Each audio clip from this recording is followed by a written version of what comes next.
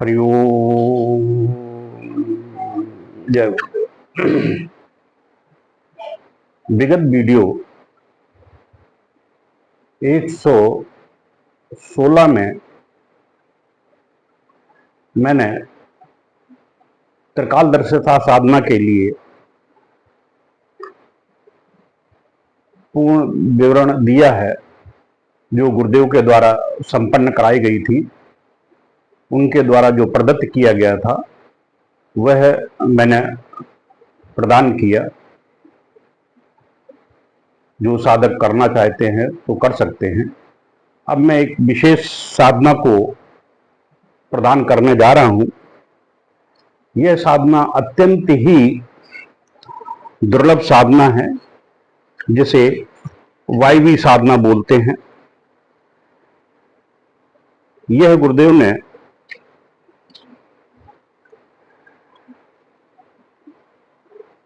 11 मई 1987 को सायकाल हम लोगों को कुंडली जागरण से संबंधित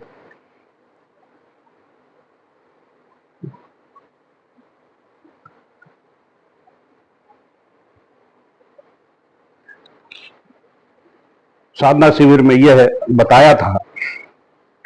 यह वायवी साधना है। यह वायवी साधना अपने आप में दिव्यतम साधना है और यह त्रिकालदर्शिता की भांति कार्य करती है। जैसे मैंने बताया कि त्रिकालदर्शिता साधना के माध्यम से आत्मचक्षु, ज्ञान चक्षु और दिव्य चक्षु जागृत हो जाते हैं। तो यह जो मैं साधना बताने जा रहा हूं, इस साधना के माध्यम से साधक, जैसा कि गुरुदेव ने बताया है कि वायु के माध्यम से हम ज्ञान प्राप्त कर सकते हैं। गुरुदेव ने पूर्णतः स्पष्ट किया था कि हम जो शब्द उच्चारित करते हैं, यह शब्द हमारे मुख से निकलकर इस पूरे ब्रह्मांड में व्याप्त हो जाते हैं और ये कभी भी नष्ट नहीं होते हैं। यह ध्वनि हमेशा हमेशा के लिए इस ब्रह्मांड में विचरण करती रहती है।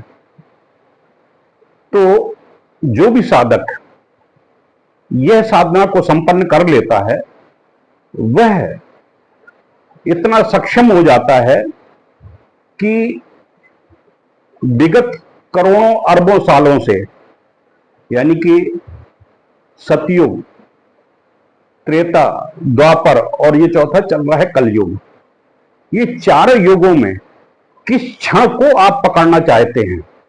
आप महाभारत काल के गीता के उपदेश को अगर पकड़ना चाहते हैं कि कृष्ण के मुख से निकले हुए शब्दों को आप सुन सकें, तो आप इस साधना को संपन्न करने के बाद में सक्षमता के साथ में सुन सकते हैं। आप इस साधना के माध्यम से आप में अगर वह शक्ति है, जैसे गुरुदेव प्रयोग करते थे कि जब उनको साधना हम लोगों को प्रदान करनी होती थी तो विश्वामित्र को वह आवाहन करते थे, या विश्वामित्र के उस क्षण को वो पकड़ने का प्रयास करते थे कि विश्वामित्र ने उस क्षण ये साधना अपने शिष्यों को बताई थी। वो क्षण को पकड़कर और हम लोगों को वो साधना, लक्ष्मी साधना के आवर्धन कीलन प्रयोग हैं, वो साधना संपन्न करा देते थे। तो गुरुदेव कहते थे कि मैं विश्वामित्र को अपनी आत्मा में समाहित कर लिया, लेकिन एक दिन उन्होंने वह तथ्य को उजागर कर दिया था। जब ये साधना उन्होंने बताई, तब उन्होंने इस चीज को उजागर कर दिया था कि मैंने कहा कि मैं आत्मा को कर लेता हूं, लेकिन मैं इस साधना का उपयोग करता हूं, इस वायवी साधना का उपयोग करता हूं, जिसके माध्यम से ब्रह्मांड में जो भी शब्द उच्चारित हो रहे हैं उनको मैं पकड़ लेता हूं। जो मैं साधना तुम्हें प्रदान कर रहा हूं, यह वह साधना है कि राम ने सीता से क्या कहा था, कृष्ण ने अर्जुन से क्या उपदेश दिया था, और फलाने जो आप देखना चाहते हैं, जो सुनना चाहते हैं, वह आप इस साधना के माध्यम से अपने आप को उस क्षण को पकड़ने के लिए, उस वेद को पकड़ने के लिए आप सक्षम हो जाते हैं। जैसे कि मिसाल के तौर पर एफएम रेडियो होता है, पहले चलता था एफएम रेडियो, रेडियो चलता था, उसकी एक वेब होती थी। उस वेब में आपने लगा दिया तो एफएम चल जाता था, या ऑल इंडिया रेडियो चल जाता था, या भारती चल जाती थी, या अन्य तमाम तरह के रेडियो में एक वेव्स चलती थी।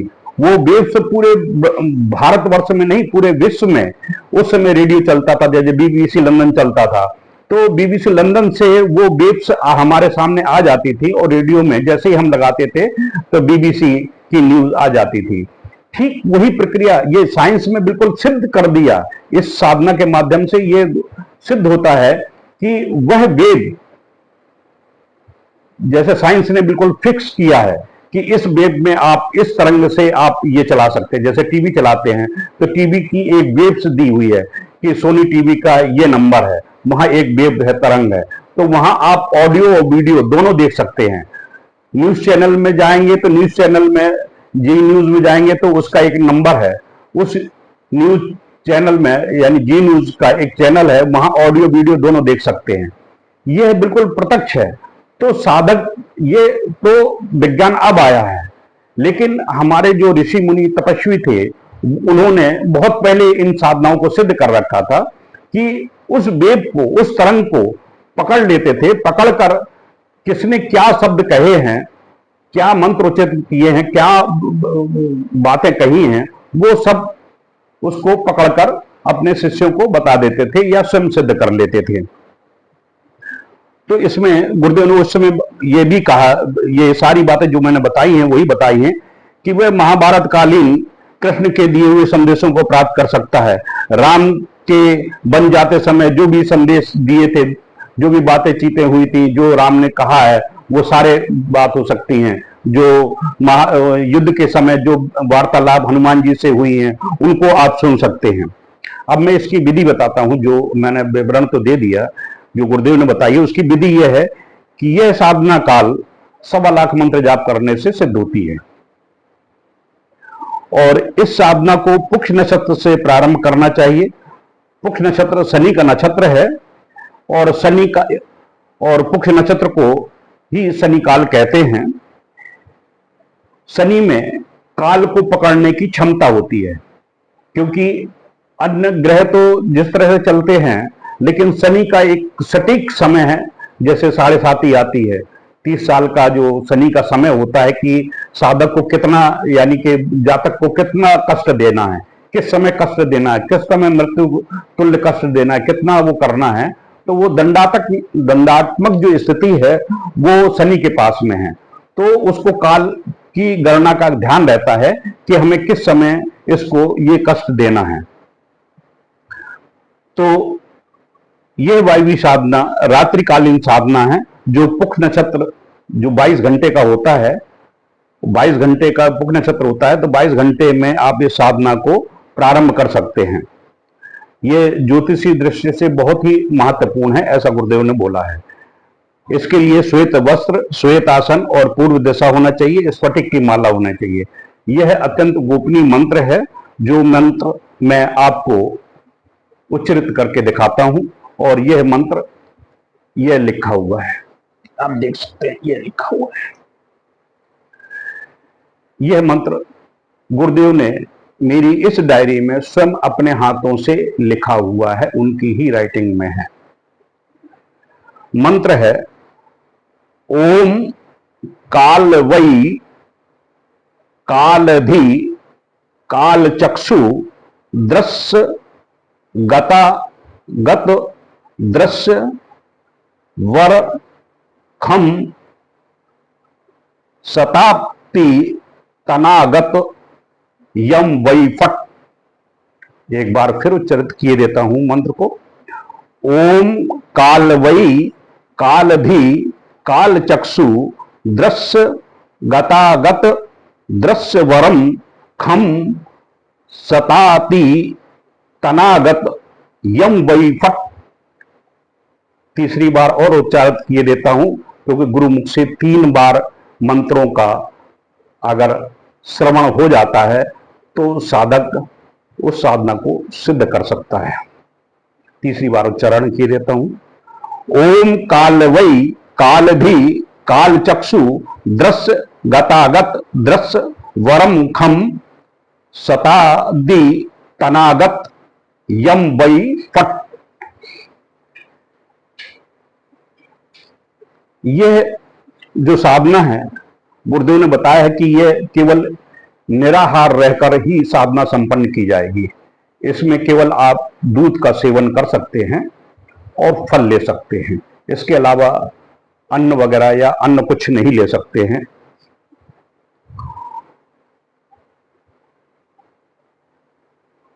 इसमें किसी भी यंत्र चित्र की आवश्यकता नहीं होती है। जैसा मैंने प्रारंभ में बताया कि यह एक विस्फोटन क्रिया, लक्ष्य भेदन की प्रक्रिया है। गुरुदेव ने विस्तार से इसमें बताया था। तो गुरुदेव ने जो बोला है वो मैंने लिखा हुआ है इसमें। इसमें किसी प्रकार के यंत्र की आवश्यकता नहीं होती है।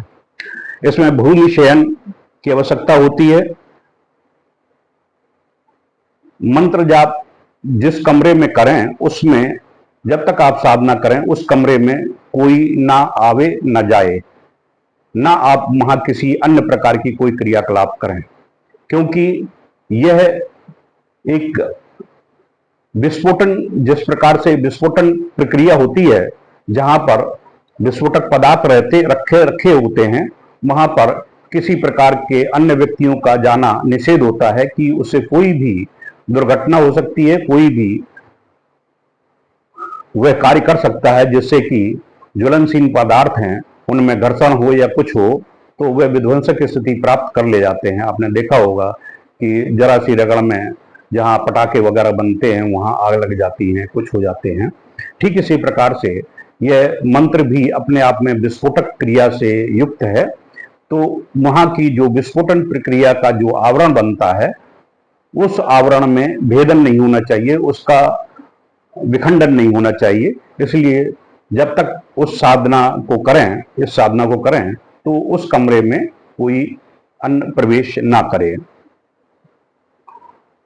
और साधना के समय साधक को, जैसे मैंने आपको बताया है, पूर्ण एकाग्रता के साथ में उस विस्फोटन क्रिया, योग क्रिया के माध्यम से पूर्ण एकाग्रता को धारण करते हुए स्फटिक माला से वह विस्फोटन क्रिया अगर संपादित करता है तो साधक को अवश्य साधना संपन्न हो जाती है। पुष्य नक्षत्र की रात्रि को स्नान करके बैठ जाएं और पूर्व की ओर मुख करके सफेद कपड़े में 5 अकीक पत्थर रख दें। और 5, एक अकीक पत्थर 2 दिशाओं का प्रतीक होता है। 5 रखेंगे तो 10 दिशाओं का प्रतीक हो जाता है। यह गोमती चक्र किस प्रकार से स्थापित करना चाहिए वह गुरुदेव ने बताया था। जो साधक साधना करना चाहते हैं वो पूछ सकते हैं। और गोमती चक्र के बीच में एक स्यार सिंगी और एक लघु नारियल और अक्षत के ऊपर उसको रख दें, नारियल को, और फिर इस मंत्र को बोलते हुए अकीक पत्थर की पूजा करें। और इस प्रकार से सोचें कि अकीक पत्थर की और जो गोमती चक्र है वह विस्फोटन क्रिया करने में पूर्णतः सक्षम है। और जो गोमती चक्र होता है, गोमती चक्र हमने पहले भी अभी साधकों को दिया हुआ है कि लक्ष्मी आवर्धन किलन प्रयोग के लिए, कि धन त्रयोदशी से और दीपावली 3 दिन के लिए विशेष साधना होती है गोमती चक्र की। तो गोमती चक्र में एक चक्र बना होता है, उस चक्र से वह प्रक्रिया आवर्धन कीलन प्रयोग की संपन्न होती है लक्ष्मी की, जिसके माध्यम से लक्ष्मी पूर्णतः आबद्ध होकर उसके घर में निवास करने के लिए बाध्य हो जाती है। ठीक यही प्रक्रिया यहां भी लागू होती है कि जो आपकी विस्फोटन क्रिया हुई है, उस विस्फोटन की क्रिया के माध्यम से यह गोमती चक्र के माध्यम से वह गुंफित होते हुए आपके आज्ञा चक्र को भेदन करती है, जिससे कि वह पूर्ण चेतन हो जाता है। और इसमें अखंड तेल का दीपक लगाना है। और जब यह साधना संपन्न हो जाए तो गुरुदेव ने बताया है कि गोमती चक्र को नदी में प्रवाहित कर दें और 5 अकीक पत्थर को अपने बाजू में बांध लें। इस प्रकार से साधना संपन्न हो जाती है और साधक पूर्ण रूप से लिखा है, गुरुदेव ने बताया है कि जो गुरु में पूर्ण निमग्न होता है उसको ही ये साधना संपन्न होती है। यह गुरुदेव ने उस समय एक पूजन भी संपन्न कराया था। अपने आप को हम लोगों के साधकों के हृदय में अपने आप को उतारने के लिए रात्रि के ठीक 9 बजे यह साधना संपन्न की थी उन्होंने, कि उन्होंने विशिष्ट प्रक्रिया के माध्यम से अपने आप को हमारे हृदय में उतारा था कि आप पूर्ण सक्षमता के साथ में इस साधना को सिद्ध कर सकते हैं, क्योंकि मैं आपके हृदय में उतर के उस मायवी बीज के, क्योंकि मैं ही ब्रह्म हूं और ब्रह्म के रूप में मैं वहां से उस माया को निश्चित रूप से अग्रसारित कर दूंगा, जिसके माध्यम से आप त्रिकालदर्शिता प्राप्त कर सकते हैं। क्योंकि इस साधना को संपन्न करने से पहले मैंने स्वयं कई काल दर्शन संबंधी साधनाएं संपन्न कर रखी थी, जैसे कि कर्ण पिशाचनी है, मदलसा साधना है, पंचांगुली साधना है, ये मैंने साधनाएं संपन्न कर रखी थी। तो उससे पहले मैंने कर रखी थी, तो मुझे इस साधना का इतना वो आवश्यकता नहीं पड़ी थी।